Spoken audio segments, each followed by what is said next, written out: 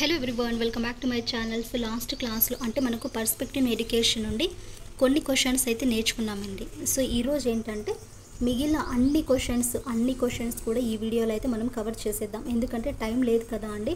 ఉండే టైంని మనం సద్వినియోగం చేసుకుని ఈ కాస్త క్వశ్చన్స్ ర్యాపిడ్ రివిజన్ కింద అయితే చేసేద్దాం. ఇంకా క్లాస్ అనేది స్టార్ట్ చేయబోయే ముందు మీ నుండి నేను ఎక్స్పెక్ట్ చేసేది లైక్ చేయండి, అలాగే షేర్ చేసి సబ్స్క్రైబ్ చేయండి. ఫస్ట్ క్వశ్చన్ చూడండి. 2011 జనాభా లెక్కల ప్రకారము భారతదేశ జనాభా మిలియన్లలో. 2011 జనాభా లెక్కల ప్రకారము భారతదేశ జనాభా మిలియన్లలో ఎంత అంటే మనకు ఇక్కడ చూడండి 1254.66. Next question. 2010 ప్రపంచ గణాంకాల ప్రకారము చైనా దేశపు జనాభా మిలియన్లలో ఎంత అండి? ఇక్కడ 1341.0. 2010 ప్రపంచ గణాంకాల ప్రకారము చైనా దేశపు జనాభా మిలియన్లలో 1341.0. Next question. 2010 ప్రపంచ గణాంకాల ప్రకారం పాకిస్తాన్ దేశ జనాభా మిలియన్లలో 184.8. డైరెక్ట్ ఆన్సరే చెప్తున్నానండి. Next question. 2011 నాటికి ప్రపంచ జనాభా బిలియన్లలో ఎన్ని? 7 బిలియన్స్. Next question. ప్రపంచ జనాభాలో భారతదేశం జనాభా శాతము. ప్రపంచ జనాభాలో భారతదేశము జనాభా శాతము 16%. నెక్స్ట్. ప్రపంచంలోని మొత్తం భూతలంలో భారతదేశ ప్రజలు నివసిస్తున్న భూతల శాతము 2.4%. 2001-2011 దశాబ్దంలో జనాభా పెరుగుదల 2011 గణాంకాల ప్రకారము 17.64. 2011 ప్రొవిజనల్ గణాంకాల ప్రకారం ఏ రాష్ట్రం జనాభా పరంగా మొదటి స్థానంలో ఉంది? ఉత్తరప్రదేశ్. ప్రొవిజనల్ అంటే మనకు 2011 ప్రొవిజనల్ గణాంకాల ప్రకారము ఏ రాష్ట్రం లేదా కేంద్ర పాలిత ప్రాంతము జనాభా పరంగా చివరి స్థానంలో ఉంది? ఆన్సర్ లక్షద్వీపులు. నెక్స్ట్. ఒక స్త్రీ తన సంతానోత్పత్తి కాలంలో పొందిన పిల్లల సరాసరి సంఖ్యను ఏమంటారు? Answer TFR. నెక్స్ట్. 2009 గణాంకాల TFR ప్రకారం అధికంగా కలిగిన రాష్ట్రం బీహార్. TFR ప్రకారం అధికంగా కలిగిన రాష్ట్రము బీహార్. 2009 గణాంకాల ప్రకారము తమిళనాడు రాష్ట్రము TFR అంటే ఎంత పర్సంటేజ్ ఉందనేసి అంటే 1.7. Next question. 2001-2011 దశాబ్ద కాలంలో భారతదేశంలో పెరిగిన జనాభా మిలియన్లలో 183.2. 2011 ప్రొవిజనల్ గణాంకాల ప్రకారం ప్రతి 1000 మంది పురుషులకు స్త్రీల సంఖ్య ఎంత అనేసి అడిగారు. ఇక్కడ ఎంత అండి? ప్రతి 1000 మంది పురుషులకు స్త్రీల సంఖ్య 940. 2011 ప్రొవిజనల్ గణాంకాల ప్రకారం భారతదేశంలో ప్రతి 1000 మందికి గల మరణ రేటు, ఇక్కడ మరణ రేటు ఎంతమందికి అంటే 1000 మెంబర్స్కి గల మరణ రేటు 20.97. నెక్స్ట్. అంటే మనకి ఇక్కడ అంత ఈ టాపికే అండి, కానీ అక్కడక్కడ సబ్ టాపిక్స్. కౌమార విద్య అంటే ఏంటి, దాని గురించి మనకు మానసిక విద్య అన్ని సబ్ టాపిక్స్ కలిపి మనకు అక్కడక్కడ కొన్ని ప్రాక్టీస్ క్వశ్చన్స్ ఇవ్వడం అయితే జరిగిందండి. నెక్స్ట్ చూడండి. RCA అనే సంస్థ ఏర్పాటైన సంవత్సరం. RCA అనే సంస్థ ఏర్పాటైన సంవత్సరము 1968. RCA అనే సంస్థ ఏర్పాటైన ఇయర్ ఇక్కడ 1968. ప్రత్యేక అవసరం గల సంస్థ RCI. Next. Deen Dayal Upadhyaya institute for the physically handicapped సంస్థ ఇచ్చట కలదు. Deen Dayal Upadhyaya institute for the physically handicapped సంస్థ ఎక్కడ ఉంది? న్యూఢిల్లీలో ఉంటుంది. ఆల్బినిజం అంటే ఒక రకమైన రంగులోపము. నెక్స్ట్. దూరదృష్టిని కొలుచుటకు వైద్యులు ఉపయోగించినది మనకు స్నే లెన్స్. నెక్స్ట్. దృష్టి లోపాన్ని కాటి ఎన్ని రకాలుగా వర్గీకరించారంటే 4 రకాలుగా వర్గీకరించారు దీన్ని, దృష్టి లోపాన్ని. నెక్స్ట్. మనకు దృష్టి క్షేత్రం పరిధి 20 degrees మాత్రమే ఉంటే అది అంధత్వం కిందకైతే ఉంటుంది. సామాన్య వినికిడి సామర్థ్యం ఎంత ఉంటుందంటే 56 decibels HL. 20 decibels HL. మనకు ఇక్కడ ఈ ఆన్సర్ అయితే చూడండి సామాన్య వినికిడి యొక్క సామర్థ్యము. నెక్స్ట్ పీడబ్ల్యూడి యాక్ట్ 1995 వీరికి సంబంధించింది. ఎవరికి? వికలాంగులకి మాత్రమే. ఈ పీడబ్ల్యూడి యాక్ట్ 1995 మాత్రం సంబంధించినది. నెక్స్ట్ క్వశ్చన్ అసమాన ఎండోక్రైన్ వల్ల ఏర్పడే వ్యాధి. అసమాన ఎండోక్రైన్ వల్ల ఏర్పడే వ్యాధి ఫినైల్ కిటోన్యూరియా. క్రింది వానిలో సమ్మిళిత విద్యా నమూనా పైవన్నీ అంటే research, internet, home based education ఇవన్నీ కూడా సమ్మిళిత విద్యా నమూనాలు. డౌన్ సిండ్రోమ్ దేనివల్ల సంభవిస్తుంది అంటే క్రోమోజోమ్లలో సవ్యంగా లేకపోవడం వల్ల ఈ డౌన్ సిండ్రోమ్ అనేది సంభవిస్తుంది. నెక్స్ట్ బుద్ధిహీనుల ప్రజ్ఞాలబ్ధి ఎంత ఉంటుందంటే ఇక్కడ 50 నుండి 70. థైరాక్సిన్ హార్మోన్ లోపం వల్ల కలిగే మానసిక లోపం వల్ల కలిగిన వ్యాధి. క్రిటినిజం. అటిజం అనేది ఒక శారీరక వైకల్యము. కేజీబీవీ యొక్క లక్ష్యం అంటే కస్తూర్బా గాంధీ స్కూల్స్ ఉన్నాయి కదా, వాటి యొక్క లక్ష్యం ఏంటంటే పైవన్నీ స్టేట్మెంట్స్ అన్నీ కూడా కరెక్ట్ అంటే నమోదు నిలకడగా ఉంటుంది, ఉన్నత పాఠశాల స్థాయిలో బాలికల డ్రాప్ అవుట్ అరికట్టడము, బాలికలు పూర్తి కాలం చదువు కొనసాగేట్లు చూడ, ఇవన్నీ కూడా కేజీబీవీ యొక్క లక్ష్యాలు.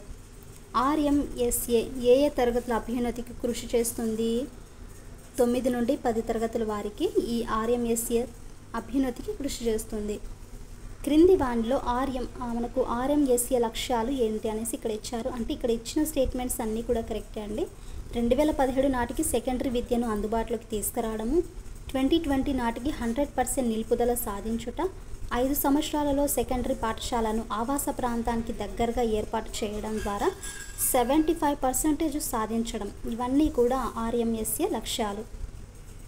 ఎస్ఎస్ఏ ఇంటర్వెన్షన్లో లేనిది ఏదంటే మండల అక్షరాస్యత అనేది ఈ ఎస్ఎస్ఏలో లేనిది.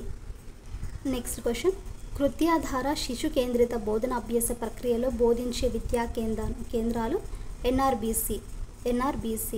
ఏవివి? కృత్యాధార శిశు కేంద్రిత బోధనాభ్యాస ప్రక్రియలో బోధించే విద్యా కేంద్రాలు. ఇవన్నీ కూడా ఈ క్వశ్చన్స్తో మనకు థర్డ్ టాపిక్ అనేది కంప్లీట్ అవుతుందండి. సర్వశిక్ష అభియాన్ పాఠశాల స్థాయికి సంబంధించినది. జిల్లా స్థాయిలో ఎన్పిజిఈఎల్ శాఖ శిక్షణా కార్యక్రమము దేని మనకు నిర్వహిస్తారు అంటే ఎవరు నిర్వహిస్తారంటే జీసీడీఓ నిర్వహిస్తారు. దేనిని? జిల్లా స్థాయిలో ఎన్పిజిఈఎల్ శాఖ శిక్షణా కార్యక్రమం అనేది జీసీడీఓ నిర్వహిస్తారు. నెక్స్ట్ క్వశ్చన్ ఏపీపీఈపీ మనకు ఎవరు ప్రారంభించారు? ఆంధ్రప్రదేశ్ ప్రభుత్వం. ఏపీపీఈపీను ఆంధ్రప్రదేశ్ ప్రభుత్వం ప్రారంభించినది. ఏపీపీఈపీ మనకు లక్ష్యాలు గుర్తించండి ఏంటంటే ఇక్కడ ఉండే స్టేట్మెంట్స్ అన్నీ కూడా వాటి యొక్క లక్ష్యాలు అంటే ప్రాథమిక విద్యలో గుణాత్మకత, ఉపాధ్యాయ కేంద్రాల ఏర్పాటు, సార్వత్రిక నిలుపుదల సాధించుట, ఇవన్నీ కూడా ఏపీపీఈపీ యొక్క లక్ష్యాలు. జిల్లా ప్రాథమిక విద్యా కార్యక్రమం మన రాష్ట్రంలో ఏ సంవత్సరం నుంచి అమల్లోకి వచ్చిందంటే 1996-97 యొక్క సంవత్సరంలో అమల్లోకి వచ్చింది. ఏదండి? జిల్లా ప్రాథమిక విద్యా కార్యక్రమం అనేది మన రాష్ట్రంలో అంటే ఏపీలో 1996-97లో అయితే అమల్లోకి వచ్చింది. రాజీవ్ విద్యా మిషన్గా ఏ పథకాన్ని పిలుస్తారంటే సర్వశిక్ష అభియాన్నే రాజీవ్ విద్యా మిషన్గా పిలుస్తారు. సర్వశిక్ష అభియాన్ని. ఎస్ఎస్ఏలో ఎన్ని సంవత్సరాల పిల్లలకు విద్యను అందిస్తారు? ఎస్ఎస్ఏలో మనకు సర్వశిక్ష అభియాన్లో ఎన్ని సంవత్సరాల పిల్లలకు విద్యను అందిస్తారంటే 6 నుండి 14 సంవత్సరాల లోపు పిల్లలకు విద్యను అయితే అందిస్తారు. భారతదేశంలో మొట్టమొదటిసారి మధ్యాహ్న భోజన పథకము ప్రారంభించిన సంవత్సరము. ఇక్కడ చూడండి భారతదేశంలో మొట్టమొదటిసారిగా మధ్యాహ్న భోజన పథకం ప్రారంభించిన సంవత్సరము యాక్చువల్గా మనకు 1995 వస్తుంది. కానీ ఇక్కడ ఆన్సర్ మాత్రము 1956 అంటే ఫస్ట్ మనకు తమిళనాడులో ఇది స్టార్ట్ అయిందండి. తమిళనాడులో ఇక్కడ స్టార్ట్ చేస్తారు. తర్వాత మనకి ఇది national programme of nutritional support to primary ఎడ్యుకేషన్గా 1995 సంవత్సరంలో ప్రారంభించారు. సో భారతదేశంలో మొట్టమొదటిసారి మధ్యాహ్న భోజన పథకం ప్రారంభించిన సంవత్సరం వచ్చేసి 1956, అది తమిళనాడులో. National programme of nutritional support to primary education వచ్చేసి 1995 ఇయర్లో మనకు ప్రారంభించారు. కేజీబీవీ పాఠశాలలు గుణాత్మక విద్యను అందించుటకు ఏర్పాటు చేయబడినవి. ఆన్సర్ పైవన్నీ కూడా. అంటే ప్రాథమిక పాఠశాలలో బడి మానేసిన బాలికల కొరకు, బడిలో చేరని ఎస్సీ ఎస్టీ బాలికలకు, బడిలో చేరని ఓబీసీ మైనార్టీ తరగతుల బాలికలకు ఈ కేజీబీవీ పాఠశాలలు గుణాత్మక విద్యను అయితే అందిస్తాయి. కేజీబీవీ విద్యాలయాల లక్ష్యాలు ఏంటంటే బాలికలకు అవసరమైన వస్తు సామాగ్రి సౌకర్యాలు ఏర్పాటు చేయడము, బాలికలు మధ్యలో బడి మానివేయకుండా అరికట్టడము, బాలికలు ఉన్నత విద్యను కొనసాగించడానికి కావలసిన ఏర్పాట్లు చేయడం అన్నీ కూడా ఈ కస్తూరిబా గాంధీ స్కూల్స్ యొక్క విద్యాలయాల లక్ష్యాలన్నీ కూడా. నెక్స్ట్ క్వశ్చన్ చూడండి. ఏపీపీఈపీ 6 సూత్రాలలో రెండవది. ఏపీపీఈపీ 6 సూత్రాలలో రెండవది అనుభవం ద్వారా అభ్యసనము. అనుభవం ద్వారా అభ్యసనము.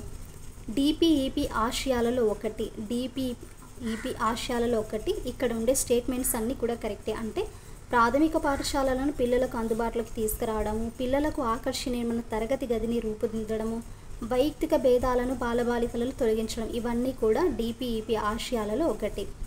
మోడల్ స్కూల్ తరగతులకు ఎవరికి విద్యను అందిస్తాయంటే 6 నుండి 12 సంవత్సరాల 6 నుండి 12 తరగతులకు విద్యను అందిస్తాయి ఈ మోడల్ స్కూల్స్ అన్నీ కూడా.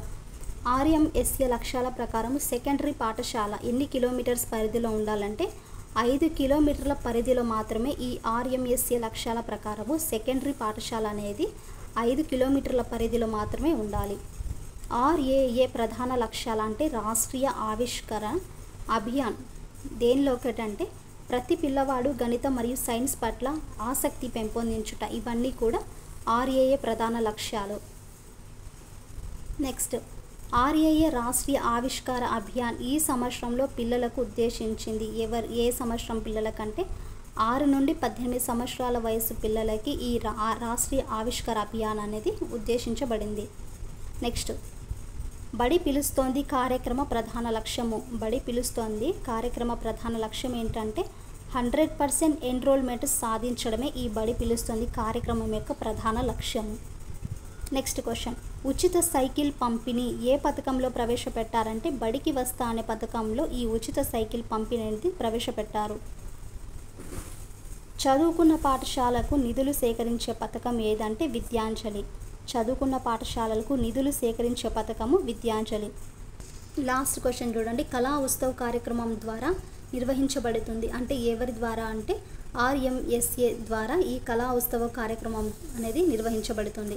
ఇదండి థర్డ్ యూనిట్కి సంబంధించిన మొత్తం దగ్గర ఇవి మనకు 100 అబోవే ఉన్నట్టున్నాయండి. ఆ క్లాస్కి సంబంధించిన ప్రీవియస్ లింక్ అనేది నేను డిస్క్రిప్షన్లో ఇస్తానండి. ఆ వీడియో అనేది చూడండి. దాని తర్వాత ఈ వీడియో అయితే చూడండి. అప్పటికి కంప్లీట్గా మనం క్వశ్చన్స్ అన్నీ కవర్ చేసినట్టు ఉంటుంది. సో ఐ హోప్ మీకు క్లాస్ నచ్చిందని అనుకుంటున్నాను. మీకు నచ్చితే please to like and share, subscribe to my channel.